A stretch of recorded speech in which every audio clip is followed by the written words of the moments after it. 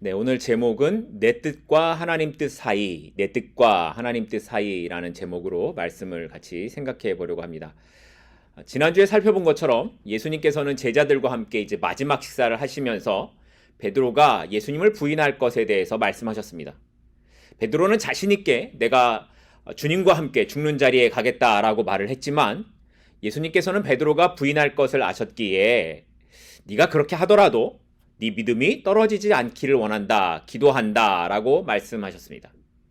그리고 나서 예수님은 다락방에서 제자들과 함께 나오신 다음에 감람산이라고 하는 곳으로 올라가셨습니다. 이 감람산은 영어로는 올리브 마운틴이라고 할 정도로 올리브 나무가 많은 곳이었습니다. 이게 보통 해발 한 800m 정도 높이로, 그렇게 높지는 않은 산인데 한 둘레가 한 4km 정도 넓이가 되고 4개의 봉우리가 있는 작지 않은 산이었다고 합니다. 여기에 올라가면 예루살렘이 한눈에 잘 보이는 그런 산이었다고 합니다. 그런데 본문과 같은 내용이 기록된 이 마태복음과 마가복음에서는 예수님께서 가신 이곳을 감람산이라고 하지 않고 겟세마네 동산이라고 불렀습니다. 아마 여러분들은 겟세마네 동산이 훨씬 더 익숙하실 겁니다. 그러면 이 겟세마네 동산과 감람산은 어떤 관계가 있을까요?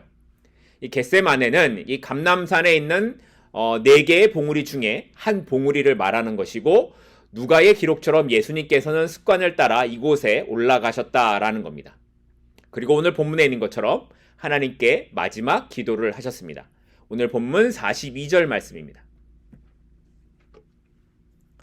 이르시되 아버지여, 만일 아버지의 뜻이거든 이 잔을 내게서 옮기시옵소서.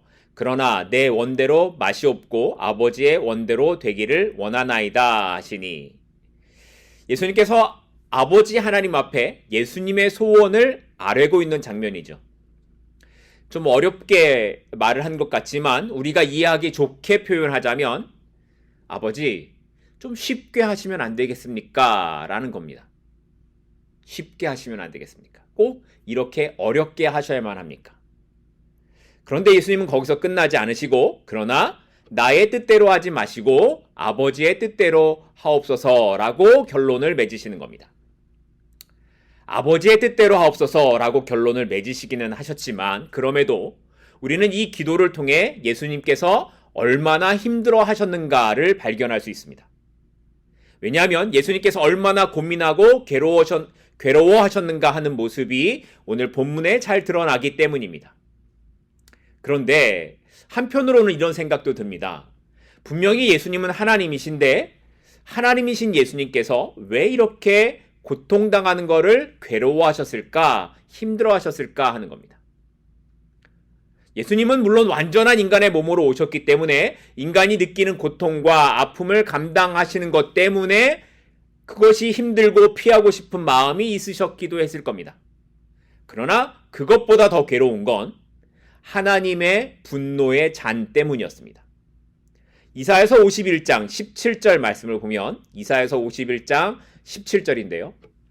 여호와의 손에서 그의 분노의 잔을 마신 예루살렘이여 깰지어다 깰지어다 일어설지어다, 내가 이미 비틀걸음치게 하는 잔을 마셔 다 비웠도다 라고 기록을 합니다. 구약 성경에서 보면 이 이스라엘을 향한 하나님의 진노를 많은 곳에서 표현하고 있습니다. 그것을 분노의 잔, 진노의 잔이라고 표현하는 데가 있습니다. 죄에 대한 대가는 하나님의 진노였습니다. 그건 오로지 인간이 마셔야 하는 진노의 잔이었습니다. 그런데 주님께서 그 잔을 대신 마시기 위해 오셨고 이제 그 앞에 계신 겁니다. 겟세마네 동산에 오른 그날부터 주님은 하나님의 진노를, 하나님의 모든 진노를 다 받아내셔야 하는 진노의 대상이 되셔야 되는 겁니다. 그런데 우리가 아는 것처럼 예수님은 어떤 분이십니까? 창세 전부터 예수님은 창세 전부터 아버지는 아들을 인하여 영광을 받고 아들은 아버지를 인하여 영광을 받는 그런 관계였습니다. 온 우주가 만들어지기 이전부터 예수님은 완전하시고 부족함이 없으신 분이셨습니다. 예수님께서 이 땅에 오셨을 때, 그래서 하나님께서는 이는 내 사랑하는 아들이라고 말씀도 하셨습니다. 그런데 그 아버지께서 분노의 잔을 그 아들에게 부으시는 겁니다. 예수님은 죄를 알지도 못하는 분이시고 거룩하신 하나님이십니다. 죄에 대하여 오히려 분노하시는 하나님이십니다. 그런데 그런 주님께서 이 땅의 모든 죄에 대한 오물을 다 뒤집어 쓰셔야만 했던 거죠. 그리고 마지막에는 아버지 하나님과의 관계가 끊어지는 자리까지 가는 것. 그래서 십자가에서 나의 하나님 어찌하여 나를 버리셨나이까로 가는 이것이 힘들고 괴로운 잔이었던 겁니다. 그래서 하실 수만 있다면 이 잔을 내게서 옮겨달라고 기도하셨던 겁니다.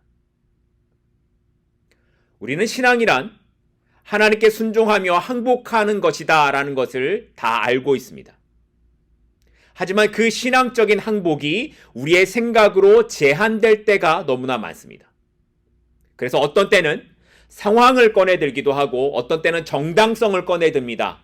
어떤 때는 나름 계산을 해보고 이게 하나님 앞에 항복할 만한가 그렇지 않은가를 생각하는 겁니다. 그런데 예수님의 항복은 내가 알고 있는 길, 내가 감당할 수 있는 길보다 아버지의 뜻이 더 깊고 놀랍고 신뢰할 만하다에 항복하는 것입니다. 그것을 기도로 넘어가고 있는 겁니다. 내가 다 알지 못하지만 아버지께서 나에게 요구하는 것이 내가 이해하는 것보다 더 깊은 것이라고, 내가 감당할 수 없는 것 같지만 하나님은 옳으시다, 아버지는 복되시다, 아버지는 선하시다 라는 것에 엎드려지는 것이 바로 기도라는 것입니다. 그럼에도 사실 이렇게 기도를 하는 우리의 한편의 생각, 이렇게 기도를 한다고 하면서도 우리의 한편의 생각은 이 기도가 매우 불확실하지 않은가라는 생각이 있다라는 겁니다. 무슨 말이냐면 우리는 항복이라고 생각하고 기도하지만 불확실한 마음이 여전히 있으니까 기도를 하고도 화를 내는 겁니다. 아니 내가 이렇게까지 기도했는데 하나님 정말 이렇게 하시기입니까? 이렇게 가는 거죠. 아버지의 뜻대로 하겠습니다 라고 기도했는데 막상 십자가에 달리게 되면 하나님, 아니 내가 항복하고 맡기면 잘 될 줄 알았는데 결국 이겁니까? 라고 화를 내는 겁니다. 나는 내 것을 포기했는데 어떻게 하나님께서 나에게 이렇게 하실 수 있는가를 생각하는 것은 여전히 하나님께 대한 불확실한 신뢰가 있기 때문이라는 겁니다. 스데반 집사가 복음을 전하다가 죽었다라는 것을 여러분 잘 아실 겁니다. 근데 당시 스데반 집사에게 돌을 던졌던 사람들 중에 앞에 섰던 사람이 사도 바울입니다. 그는 스데반 집사를 죽인 후에 예수 믿는 자들을 더 많이 잡아 가두고 자기가 믿는 신앙을 지켜내기 위해 그리스도인들을 더 잡으려고 다메섹으로 가다가 예수님을 만났습니다. 그리고 그 후에 그는 이름을 바꾸고 복음을 전하는 일에 생명을 걸었습니다. 그런데 그가 복음을 전하는 사람이 되기 전에 스데반 집사가 돌에 맞아 죽어갈 때에 스데반 집사가 사도 바울이 이렇게 될 것을 알았을까요? 그 당시 둘은 서로 다른 편에 있습니다.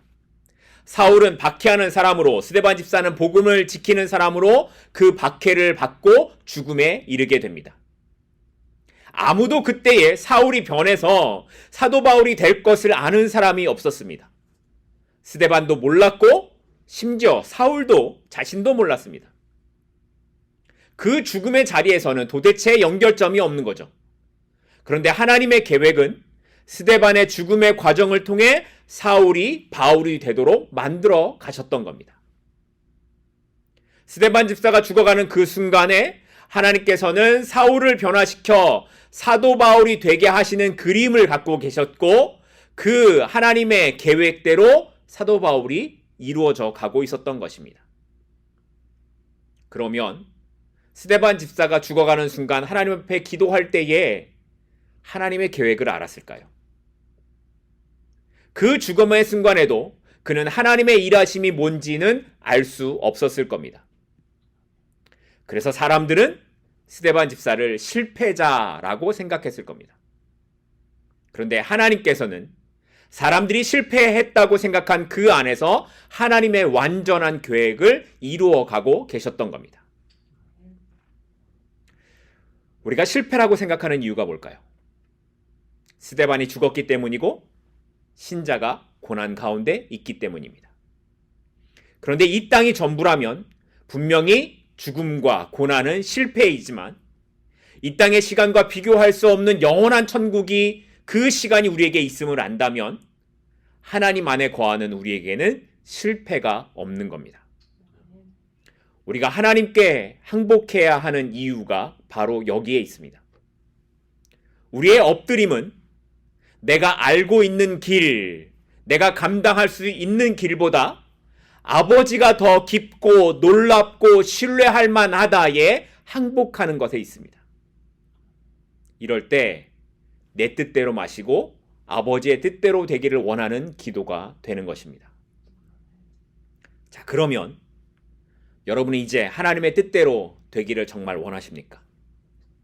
나의 뜻은 죽고 하나님의 뜻만이 이루어지기를 원한다고 정말 기도할 수 있으십니까? 그러면 스데반 집사님처럼 죽을 수도 있어요. 많은 사람들이 그렇지 않습니다.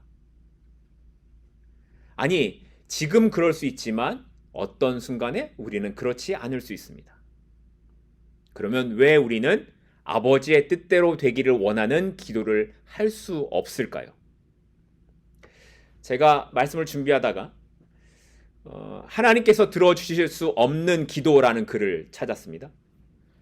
굉장히 심오하죠. 하나님께서 들어주실 수 없는 기도. 4가지 기도가 있습니다. 첫 번째 기도가 뭐냐면 과음 과식하면서 위를 보호해 주십시오라고 하는 기도입니다. 두 번째 기도는 과로하면서 건강하게 해달라는 기도이고, 세 번째는 과속하면서 안전하게 해달라는 기도이고, 넷째는 과소비하면서 부자가 되게 해달라는 기도입니다. 우리는 하나님께 엎드리고 항복을 한다고 하지만 실제로 내가 하는 일이 하나님의 뜻이 되기를 원하는 것, 그런 것을 더 많이 원합니다. 하나님의 뜻에 내가 그 일에 맞추는 것이 아니라 내가 하는 일에 하나님의 뜻이 오기를 원하는 겁니다. 그래서 이 둘 사이의 간격이 너무 넓습니다. 내 뜻과 하나님 뜻 사이의 간격이 너무 넓은 겁니다. 하나님의 뜻대로 구하지 않는 기도는 하나님과 관계가 없는 것입니다. 예수님께서 겟세마네 동산에서 기도하기 힘드셨던 이유는 내 뜻이 아니라 아버지의 뜻을 구하는 기도였기 때문에 힘든 겁니다. 이것이 쥐어 짜지 않으면 안 되었기 때문에 그렇게 힘들었던 겁니다. 우리가 기도하는 것은 그런 겁니다. 내 뜻을 죽여서 내 뜻과 하나님 뜻 사이에 멀어졌던 간격이 줄어드는 시간, 그게 기도인 겁니다. 그렇게 나를 죽이는 시간을 가질 때에 우리의 신앙이 성장하는 겁니다. 찬송가 549장에 보면 내 주여 뜻대로라는 찬양이 있습니다. 여러분들 잘 아시죠? 내 주여 뜻대로. 이 찬양은 1704년 벤자민 슈몰크 목사님이 쓴 기도를 찬송으로 만든 겁니다. 이 당시 독일은 30년 동안의 종교 전쟁과 흑사병으로 1600만 명이던 인구가 600만 명으로 줄어들 정도로 심각하게 파괴된 상황이었다고 합니다. 1000만 명이 죽은 거죠. 벤자민 목사님은 목회자가 없는 여러 교회를 돌아보기 위해 신방을 다녔는데 어느 날 집에서 신방을 나갔다 집에 왔더니 집이 다 불타버린 겁니다. 섬뜩한 생각이 들어서 불에 탄 집을 해치고 들어가 보니까 거기에 두 아들이 서로 꼭 껴안은 채 불에 타서 죽어 있었습니다.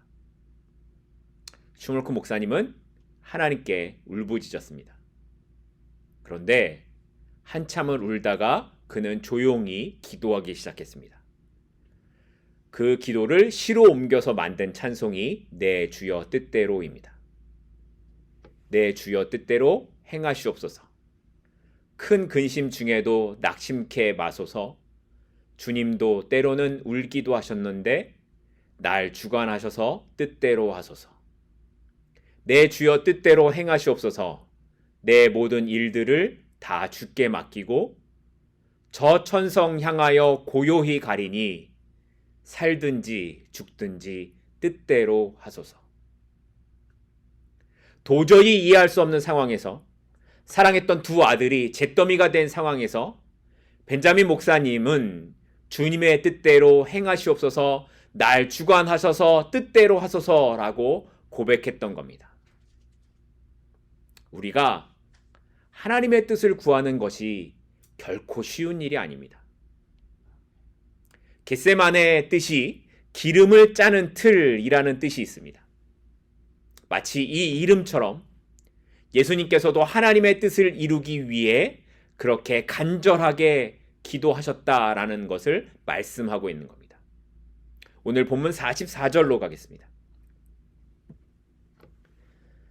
예수께서 힘쓰고 애써 더욱 간절히 기도하시니 땀이 땅에 떨어지는 핏방울 같이 되더라.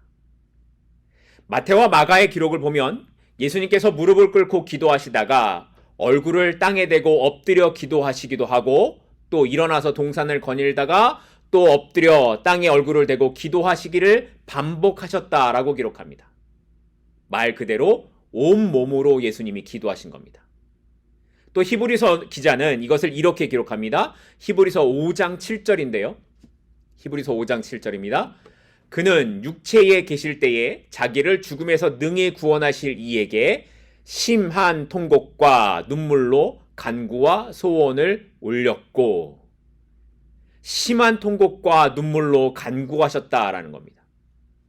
온몸으로 거절하고 싶은 것이지만 정말 하고 싶지 않아서 땀이 피가 될 정도로 기도를 해야 했지만 아버지의 뜻대로 되기를 원합니다로 가는 기도의 모습이 있었기 때문에 오늘 우리가 사망에서 생명으로 옮겨지게 된 것입니다. 예수님의 기도는 바로 이 간격, 내 뜻과 아버지의 뜻이 맞춰지는 그 간격의 기도를 하고 있었던 겁니다. 내가 아는 길 말고, 내가 가고 싶은 길 말고 하나님 아버지의 뜻대로 가는 길이 되기를 원하는 삶이 주님이 가신 기도의 길이고 우리가 가야 할 기도의 길인 것입니다. 그런데 주님이 그렇게 하셨던 것처럼 이 문제는 하나님의 뜻대로 사는 것이 쉽지 않다라는 것에 있습니다. 예수님에게서도 쉽지 않았던 만큼 그렇게 어렵고 힘든 것입니다. 왜냐하면 예수님이 지셔야 하는 것이 십자가이기 때문입니다. 십자가를 지는 것은 쉽지 않습니다. 그래서 예수님께서도 할 수만 있다면을 기도하셨던 겁니다. 십자가란 우리가 우리의 뜻대로 사는 것을 포기하고 하나님의 뜻대로 살겠다고 결심하는 것이고, 삶의 목적을 남들보다 더 많이 갖고 남들보다 더 높이 올라가고 남들보다 더 빨리 가는 것이 아니라 하나님께 두고 사는 것이기 때문에 힘든 것입니다. 하나님께로 삶의 목적을 두면 남들보다 더 할 수가 없습니다. 그래서 성도는 이 싸움을 하기 위하여서 때로는 나의 감정과 생각을 쥐어짜는 힘든 시간을 보내야 할 수도 있는 겁니다. 그런데 십자가를 놓치면 우리는 인생을 어떻게 살아가야 할지를 놓치고 구원의 기쁨을 놓치고 살아갈 수밖에 없습니다. 십자가를 지는 인생은 내 뜻대로 살지 않고 내 욕심대로 살지 않고 내 존재의 목적이신 하나님의 뜻대로 사는 것을 결심하는 것입니다.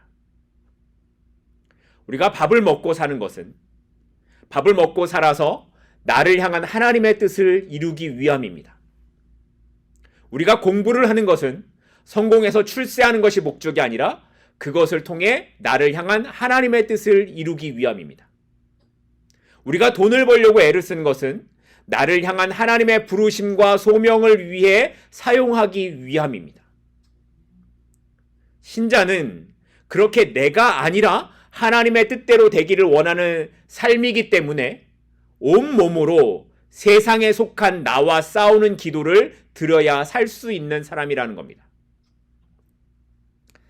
어떤 장로님이 은퇴할 때가 되어서 사업을 정리를 했습니다.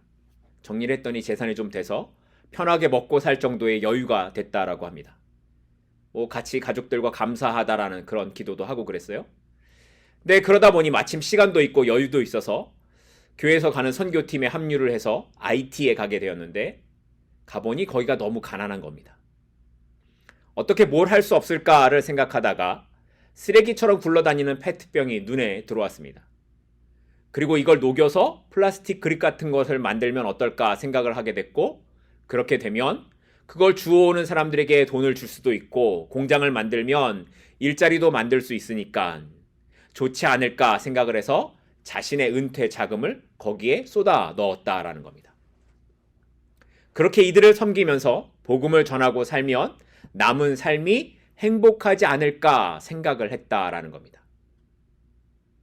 은퇴를 해서 골프를 치고 여행을 다니는 게 훨씬 더 편합니다. 그렇게 사는 게 훨씬 더 쉽습니다. 사업을 한다고 머리가 아픈 일을 감싸쥐고 그걸 해결해야 되고 또 자신의 재산을 불확실함에 투자를 하는 것은 훨씬 더 불편한 일입니다. 불편한 삶입니다. 그런데 이분의 행복은 내가 어떤 삶을 누리는가가 아니라 하나님께서 원하시는 삶이 어떤 것인가에 있었습니다. 하나님께서 나에게 원하시는 것이 무엇인가를 생각하는 사람은 삶의 방향이 하나님께 있는 사람입니다. 이런 사람은 쓸데없는 것에 욕심내지 않습니다. 이런 사람은 자신의 뜻과 욕심을 버리고 하나님 아버지의 뜻대로 사는 것에 엎드리는 사람입니다. 그럼에도 이 사람은 큰 행복을 누리는 사람입니다. 왜냐하면 이미 그는 천국에서 누릴 주님의 기쁨을 맛보았기 때문입니다. 바라기는 저와 여러분이 그런 삶을 살았으면 좋겠습니다. 내 뜻과 욕심을 다 버리고 하나님 아버지의 뜻대로 사는 것이 그 삶이 저와 여러분의 삶이 되기를 소망합니다. 근데 마지막으로 생각해 볼 것은 오늘 본문 46절에 나타난 부분입니다. 우리가 이렇게 살아가야 하지만, 이렇게 기도해야 하지만 넘어질 수밖에 없는 우리의 모습을 잘 알고 있죠. 그래서 그 제자들의 모습으로 우리의 모습을 이렇게 보여줍니다. 46절입니다.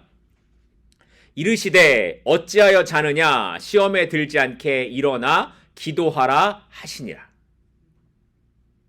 마태와 마가복음의 기록을 보면 예수님께서 기도하시는 동안 제자들이 잠든 게 한 번이 아니죠. 몇 번입니까? 3번이죠.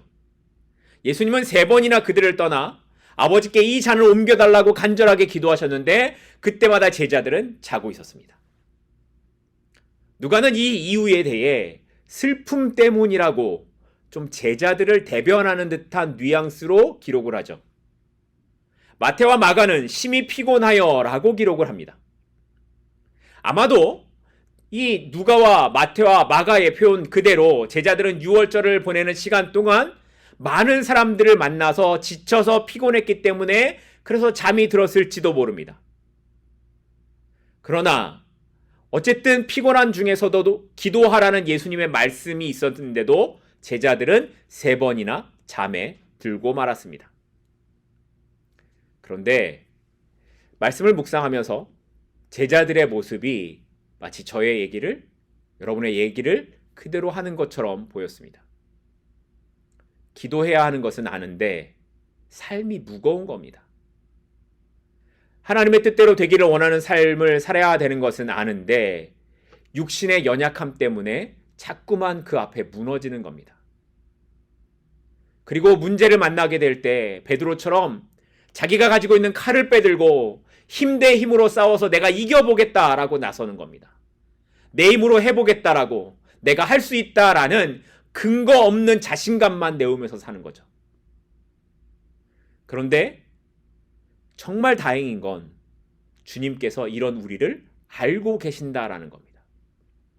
마태복음 26장 42절, 41절 뒷부분을 보면 주님이 이렇게 말씀하세요. 마음에는 원이로되 육신이 약하도다. 우리의 마음을 아신다라는 겁니다. 그래서 요한복음 17장을 보면 겟세마네 동산을 향해 가시는 길에서 예수님이 기도를 하시는데 그 중에 제자들을 향한 기도에 이렇게 기록을 합니다. 요한복음 17장 15절인데요. 요한복음 17장 15절입니다. 내가 비옵는 것은 그들을 세상에서 데려가시기를 위함이 아니요 다만 악에 빠지지 않게 보전하시기를 위함입니다. 예수님께서는 겟세마네 동산으로 가시는 길에 이미 시험에 무너질 제자들을 위해 대신 기도하셨습니다. 그들을 악에서 건져주시고 그들을 악에서 구하시기를 기도하시는 예수님. 그리고 17절 이어지는 요한복음 17장 17절에는 진리로 그들을 거룩하게 해달라고 기도하셨습니다. 제자들은 그렇게 기도하지 못하고 제자들은 예수님을 버리고 부인하고 떠나갔지만 예수님께서는 그들을 대신하여 하나님께 제자들의 믿음이 떨어지지 않도록 기도하셨기 때문에 그들을 진리로 거룩하게 해달라고 기도하셨기에 결국 그들이 믿음의 자리로 다시 돌아올 수 있었던 겁니다. 성경은 이것이 우리가 시험을 이기는 힘이라는 것을 알려줍니다. 우리에게 믿음을 주시는 분도 우리의 믿음을 온전케 하시는 분도 예수 그리스도이십니다. 그렇기에 오늘 넘어져도 다시 일어나 아버지의 뜻이 이루어지기를 원하는 삶으로 살아가십시다. 어쩌면 제자들처럼 영적인 잠, 영적인 침체에 있을지도 모르겠지만 여전히 우리 주님께서 나를 위해 기도하시고 계심을 잊지 않기를 소망합니다. 주님이 우리의 연약함을 담당하십니다. 주님께서 결국에는 우리를 악에서 건져내시고 진리로 거룩하게 하시는 자리까지 이끌어 가실 것입니다. 왜냐하면 주님께서 그것 때문에 십자가를 지셨기 때문입니다. 이 사실이 오늘 저와 여러분의 힘과 위로와 능력이 되기를 간절히 축복하고 소망합니다. 기도하겠습니다.